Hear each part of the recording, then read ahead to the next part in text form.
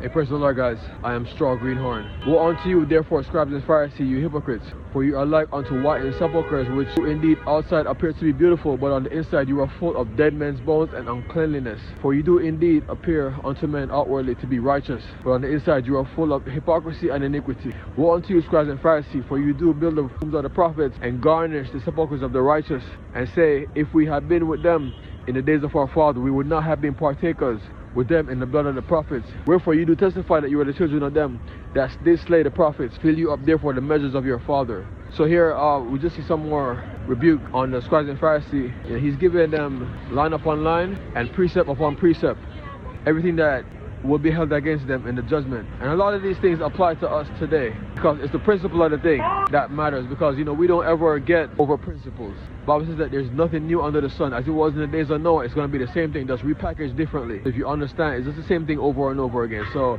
if we can understand the principle behind what he is saying, because the principle never changes, a means of transport. In those days they had horses, now we have cars. They had chariots, now we have SUVs.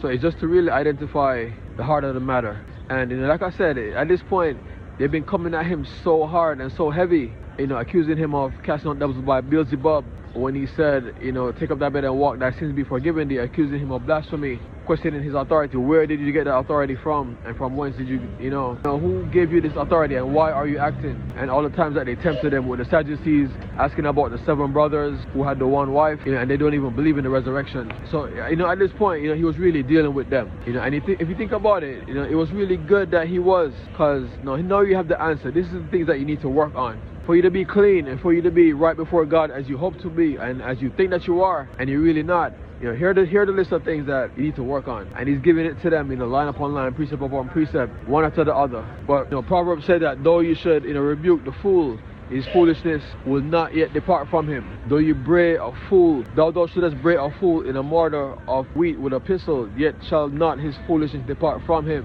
You rebuke a fool, he shall hate you, but you rebuke the wise, he shall increase in learning. And they were already seeking for an occasion to crucify him. And now here he is, accusing them of all these things in public. And the people, they count him to be a prophet because all his works are greater than theirs. It's greater than anything that they have ever done or forth.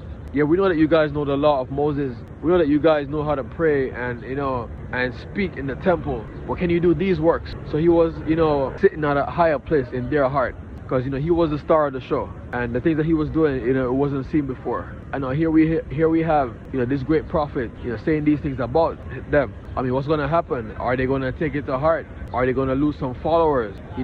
They had already thought about how they might destroy him, and this is not making it any easier on himself. No, delete that last part. And this is not making it any easier, because this is just going to make them more upset, and they're coming for him at this point. So this one, it starts off by saying, woe unto these scribes and Pharisees, you hypocrites! For you are like unto whitened sepulchres, which outside appear to be beautiful, but inside are full of dead men's bones and uncleanliness. If you understand the concept of a sepulcher, it's like a tomb, the big ones where you can even put several caskets in. It's like you'll see these a lot on like the Roman Catholic graves, whereas a regular burial ground, it'll just be headstones. These are actually like 4-wall structures. We have a door that you can go inside. So being a whitened sepulcher, the appearance is beautiful. But if you understand the concept of the thing, what it is, it houses dead people. It's a casket that's in there with bones. So he said that you appear to be, because he just dealt with them about doing everything to appear unto men. When they made broad the borders of their garments and their phylacteries, it's all for show, and they put on all these grandiose things to appear beautiful. But like the concept of this sepulcher, within it is just dead man's bones and uncleanliness, because he said unto them that the publicans and sinners go into the kingdom of heaven before you, because John came unto you in the way of righteousness and you believed him not. So these are literally dead men. He even said, when the one wanted to follow him, he said, let me suffer first for me to go and bury my father. He said, let the dead bury their dead. When he reproved the Sadducees, he said, I am the God of Abraham, Isaac, and Jacob. God is the God of the living and not the God of the dead. So these men, they really are dead men walking, because he's showing them all the reasons why. And it's a lot of reasons that he's showing them, but yet still they think that they're right with God. But if you count all these reasons, it's a whole lot, and they have no idea what's coming to them. But just like the fool, when they hear wisdom, they refuse it. They refuse to increase in understanding and learning and understand why they are wrong. At this point, it's more of an ego battle, just their ego coming after him. And then he says, for you do appear outwardly to be righteous unto men, but inside you are full of hypocrisy and iniquity. Hypocrisy because he said that you love to bind burdens too grievous to be borne and lay them on men's shoulders, but you yourself would not touch them with one of your fingers. All the aspects of the law that they love to teach, they themselves do not practice these things, but they love to ensure that others do. So this is where the hypocrisy comes from. And they put the ceremonies, the washing of hands, and the feasts and the celebrations, sitting in the best rooms at the feast and the best seats in the synagogues. He said, for these things you shall receive greater damnation, devouring widows' houses. So you appear to be righteous, because of all the splendor, garments that they love to wear. Looking at them in these, and that's how that can show you that looking the part can make you believe that you are the part. Oftentimes when people will go for a job interview, oftentimes than not, it's the person that looks the best, looks the part. All things being equal, depending on what position we're going for, the person that looks the best, more presentable, and presents themselves in a certain way might just get, the part, even though they might not be the best qualified for that part, right? But you do appear unto men to be righteous, because, everything they do is for show. They never ever do anything and it's unseen. When they fast, they disfigure their faces.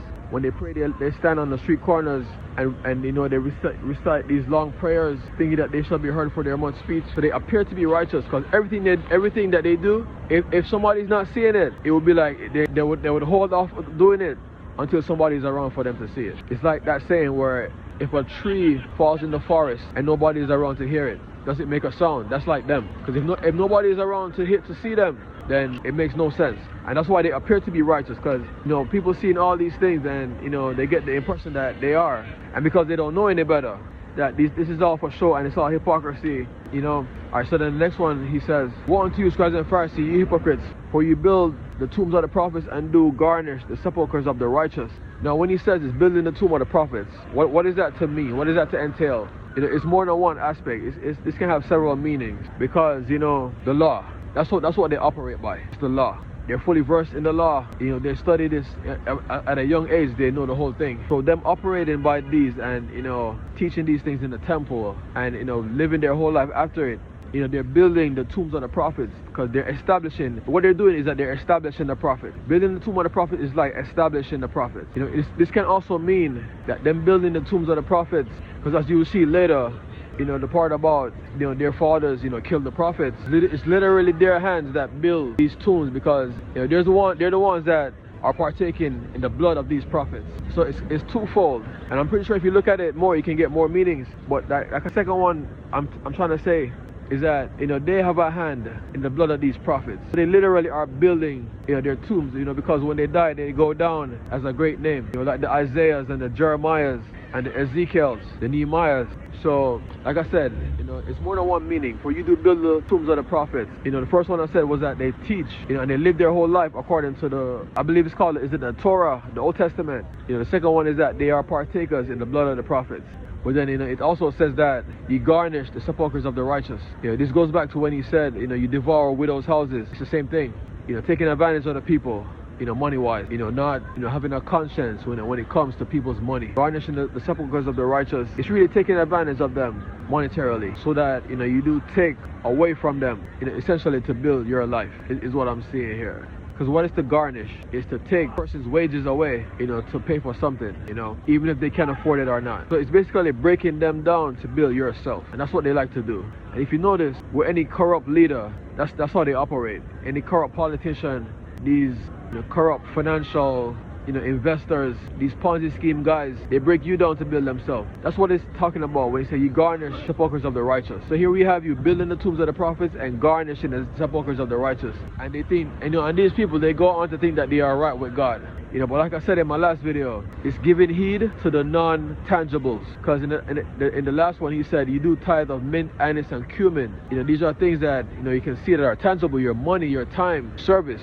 But then you neglect judgment, faith, and mercy, intangibles. So you garnish in the sepulchres of the righteous, there you go. And then the next one he says, for you say that if we had been in the days of our fathers, we would not have been partakers with them in the blood of the prophets. This is a common theme that we see amongst people. And I would like to use Jesus as an example here. Because everybody here will say that, if they were there, they would not have been a part of the crowd saying, crucify him, crucify him. But to these same people, you got to ask the question, are you seeking him how he ought to be sought? Are you living what he's expecting of you? You deny him in works.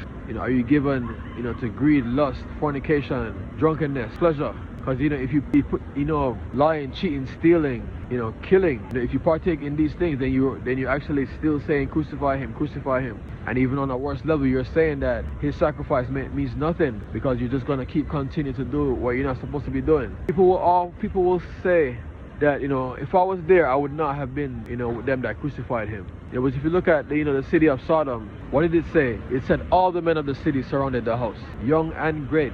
Every male was there. Because remember when I said earlier in my video that it's a principle we need to identify, because the manifestation might change, but the principle never does. And the principle say that we all say crucify him. We all say crucify him. Just gotta understand what the manifestation has changed to. It's no longer the physical crucifixion, but it's in the mind. When we choose to be a whoremonger, and live indecently, when we choose to pursue certain things, whether it be intentional or out of ignorance. But some of them, I'm sure, intentionally wanted to crucify him, while some of them, they did it out of ignorance. But there's no distinction made. Once you say crucify him, you say crucify him. So here they're saying that we would not have been partakers with them that, killed the prophets. But here they are about to kill Jesus, crucify him. You see, because since those days, they were just regular prophets, but here we have the Son of Man, the Son of God. So you see, it changed. The principle is the same, but the manifestation, it just changes a little bit. You see, because it changes, you can't realize that it's the same thing, and then you go and you fall victim to it. But no, it's no longer a physical crucifixion,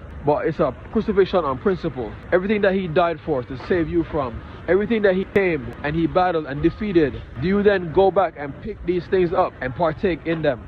On the cross, he defeated lust, greed, homosexuality, drunkenness, debauchery, whoremongering, adultery, lying, killing, stealing. On the cross, he did all these things. So now when you go and you pick them back up, there you go, crucify him. Because it's very interesting that they would say that, if we would have been there with our fathers, we would not have been partakers with them in the blood of the prophets. But here they are about to put Jesus to death, the prophet. That's why you got to understand the principle, because it's the principle that will make you fall, not the manifestation of the principle. So then it goes on to say, wherefore you be witnesses unto yourself that ye are the children of them that slay the prophets. So know that as much as it was in them, that it is in you. And all of them acted on one accord, and even so will you act on one accord. Fill you up therefore the measures of your father. So the measures of your father is kind of like talking about, what they did, what they fell to, and how they succumbed to this very thing. And since you are the children of them that slayed the prophets, he's like saying right here, okay, go ahead and do the same thing.